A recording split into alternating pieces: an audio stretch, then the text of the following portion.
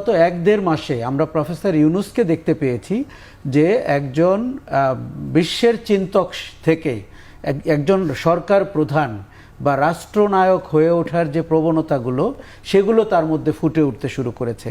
ধরেন আপনি যখন 7 সিস্টার নিয়ে কথা বলবেন, সেটি যদি চায়নাতে গিয়ে বলেন, তার যে ভূরাজনৈতিক গুরুত্ব এটি উনি বুঝতে পেরেছেন এবং সেটি করেছেন।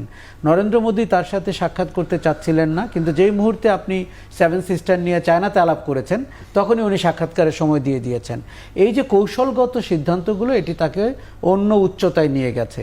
উনি যখন আপনার বড় মাঠে খেলার কথা বলেন, উনি যখন এমনকি ডোনাল্ড ট্রাম্পের শুল্ক নীতিকে 3 মাসের জন্য ডেফার করতে বলেন, তখন আমরা টের পাই যে উনি আমাদের অভ্যন্তরীণ রাজনীতির যে চোরাগলি সেগুলোর দিকে কম নজর দিয়ে উনি বিশ্বের বুকে বাংলাদেশকে একটা অন্য সুশাসনের জায়গায়, দক্ষিণ এশিয়ার নেতৃত্বের জায়গায়, আপনি দেখবেন যে উনি শুরু থেকেই সার্ক পুনরুজ্জীবনের কথা বলছেন, আসিয়ানের মেম্বার হতে চাচ্ছেন। আপনি দেখুন, রাজনীতির একটা বড় শক্তি কিন্তু অর্থনৈতিক দর্শন।